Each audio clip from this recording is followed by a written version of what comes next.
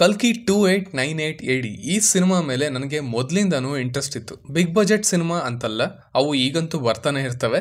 But ಅವರು ಇಟ್ಕೊಂಡಿದ್ದಂಥ ಗುರಿಯಿಂದ, ಅವರು ತಗೊಂಡಿರೋ ಕಾನ್ಸೆಪ್ಟ್ನಿಂದ, ಹಾಗೆ ಟೀಮ್ ಮೇಲಿರೋ ನಂಬಿಕೆಯಿಂದ ನಮ್ಮದೇ ಆದ ಕಥೆಗಳನ್ನು ತಗೊಂಡು ಅದರ ರೆಫರೆನ್ಸ್ನಲ್ಲಿ ಒಂದು ಫ್ಯೂಚರಿಸ್ಟಿಕ್ ವರ್ಲ್ಡ್ನ ಕಟ್ಟಿ ಆ್ಯಂಡ್ ಅಲ್ಲಿ ಆ ಕಥೆಯ ಅಷ್ಟು ಭಾಗಗಳನ್ನು ಟಚ್ ಮಾಡ್ತಾ ಒಂದು ಹೊಸ ಕಥೆಯನ್ನು ಕೊಡೋದು, ಒಂದು ಹೊಸ ಪ್ರಪಂಚವನ್ನು ಸೃಷ್ಟಿಸೋದು.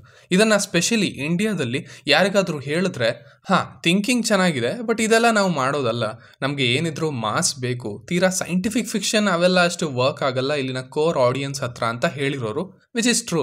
ಬಟ್ ಸ್ಟಿಲ್ ಆ ರಿಸ್ಕ್ ಗೊತ್ತಿದ್ರು ಅದಕ್ಕೆ ಏನು ಮೆಜರ್ಸ್ ತಗೊಳ್ಬೇಕು ಅದನ್ನೆಲ್ಲ ತಗೊಂಡು ಈ ಕಡೆ ತಮಗೆ ಬೇಕಿರೋ ಔಟ್ಪುಟ್ನ ಅಚೀವ್ ಕೂಡ ಮಾಡಿ, ಇಲ್ಲ ಇಷ್ಟೇ ಬಜೆಟ್ನಲ್ಲಿ ಕನಸುಗಳನ್ನು ಕಾಣಬಹುದು, ಅವುಗಳನ್ನು ಅಷ್ಟೇ ಚೆನ್ನಾಗಿ ಎಕ್ಸಿಕ್ಯೂಟ್ ಕೂಡ ಮಾಡಬಹುದು ಅನ್ನೋದನ್ನು ಈ ಟ್ರೈಲರ್ ಮೂಲಕ ನಾಗ್ ಅಶ್ವಿನ್ ಅವರು ತುಂಬ ಸ್ಟ್ರಾಂಗ್ ಆಗಿ ಹೇಳಿದ್ದಾರೆ ಅಂತ ಹೇಳ್ತೀನಿ.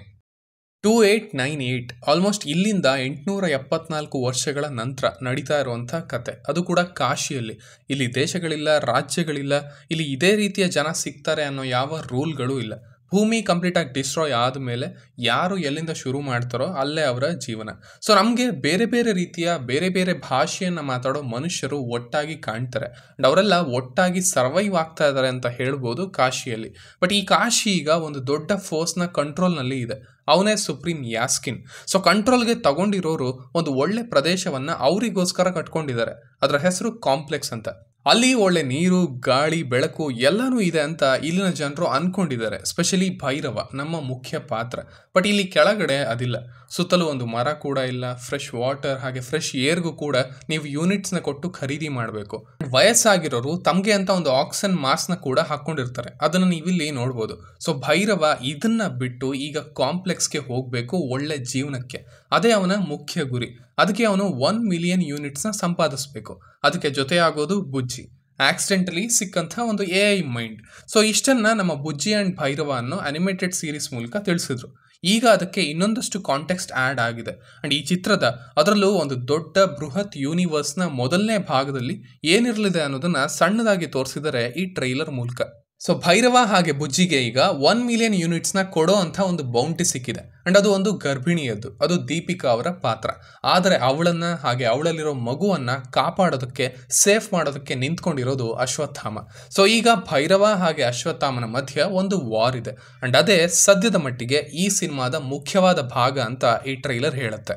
ಇದು ಕಥೆಯ ಭಾಗ ಆಯಿತು. ಇನ್ನು ಟ್ರೈಲರ್ನ ಟೆಕ್ನಿಕಲ್ ವಿಷಯಕ್ಕೆ ಬಂದರೆ, ಐ ಥಿಂಕ್ ಆಗಲೇ ಹೇಳಿದ ಹಾಗೆ ಏನು ಅಂದ್ಕೊಂಡಿದ್ದಾರೆ ಅದಕ್ಕೆ ಒಂದು ಚಪ್ಪಾಳೆ ಬರಬೇಕಂದ್ರೆ ಅದನ್ನು ಹೇಗೆ ಎಕ್ಸಿಕ್ಯೂಟ್ ಮಾಡಿದ್ದಾರೆ ಅದಕ್ಕೊಂದು ಚಪ್ಪಾಳೆ ಬರಲೇಬೇಕು.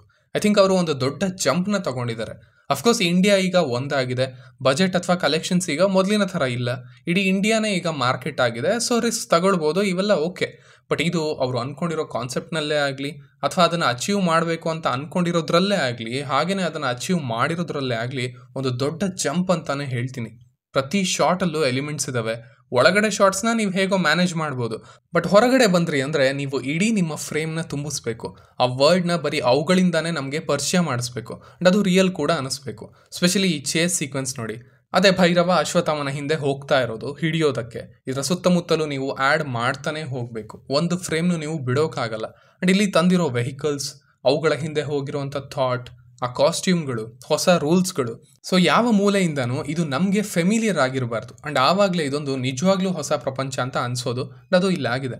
ಈವನ್ ಕಾಂಪ್ಲೆಕ್ಸ್ನ ಕೂಡ ಡಿಫ್ರೆಂಟ್ ಆಗಿ ಪ್ರೆಸೆಂಟ್ ಮಾಡಿದ್ದಾರೆ, ಅದು ವಿಜುವಲಿ ಸ್ಟನ್ನಿಂಗ್ ಆಗಿತ್ತು. ಒಂದು ಇಡೀ ಎಂಟಿಟಿನೇ ಲಿಫ್ಟ್ ರೀತಿ ವರ್ಕ್ ಮಾಡ್ತಾ ಇದೆ, ಅಲ್ಲಿ ಗ್ರೀನ್ರಿ ಇದೆ ಅಂತ ಇಮ್ಯಾಜಿನೇಷನ್ ಅಲ್ಲಿ ಹೇಳಿದ್ದಾರೆ. ಆ ಶಾರ್ಟ್ ಕೂಡ ಚೆನ್ನಾಗಿ ಕಾಣ್ತಾ ಇತ್ತು. ಅಂಡ್ ಇವುಗಳ ಮೇಲ್ಗಡೆ ಇದು ಟೆಕ್ನಾಲಜಿ ಯುಗ, ಟೆಕ್ನಾಲಜಿಯಲ್ಲಿ ತುಂಬ ಮೇಲೆ ಇರುವಂಥ ವರ್ಡ್ ಕೂಡ ಹೌದು. ಸೊ ಅದನ್ನು ಇಲ್ಲಿ ತರಬೇಕು. ಭೈರವ ಇಲ್ಲಿ ಹಾರ್ತಾನೆ, ಆ ರೀತಿಯ ಶೂಸ್ನ ಅವನು ತಯಾರು ಮಾಡ್ಕೊಂಡಿದ್ದಾನೆ. ಅಂಡ್ ಅಫ್ಕೋರ್ಸ್ ಈ ಶಾರ್ಟ್, ಆ ಸೀರೀಸಲ್ಲಿ ಇದ್ದ ಹಾಲೋಗ್ರಾಮ್ ಟೆಕ್ನಾಲಜಿ, ಇವನ್ ಆಯುಧಗಳು, ಅವುಗಳು ಲೋಡ್ ಆಗೋ ರೀತಿ, ಹೀಗೆ ಪ್ರತಿಯೊಂದಕ್ಕೂ ನೀವು ಗಮನ ಕೊಡಬೇಕು ಆ್ಯಂಡ್ ಇಲ್ಲಿ ಕೊಟ್ಟಿದ್ದಾರೆ ಅಂತಲೂ ಹೇಳ್ಬೋದು. ಈವನ್ ಅಶ್ವತ್ಥಾಮನ ಸೈಜ್, ಆ ಹೈಟ್, ಅದು ಆ್ಯಸ್ ಎಕ್ಸ್ಪೆಕ್ಟೆಡ್ ಜಾಸ್ತಿ ಇದೆ ನಾರ್ಮಲ್ಗಿಂತ. ಆ್ಯಕ್ಚುಲಿ ಅದನ್ನು ಎಕ್ಸಿಕ್ಯೂಟ್ ಮಾಡೋದು ಕಷ್ಟನೇ. ಆ್ಯಂಡ್ ಸ್ಪೆಷಲಿ ಈ ಶಾರ್ಟ್, ಅನಿಮೇಟೆಡ್ ವೆಬ್ ಸೀರೀಸಲ್ಲಿ ಈ ಥರ ಡೀಟೇಲಿಂಗ್ ತುಂಬ ಇದ್ದಾವೆ.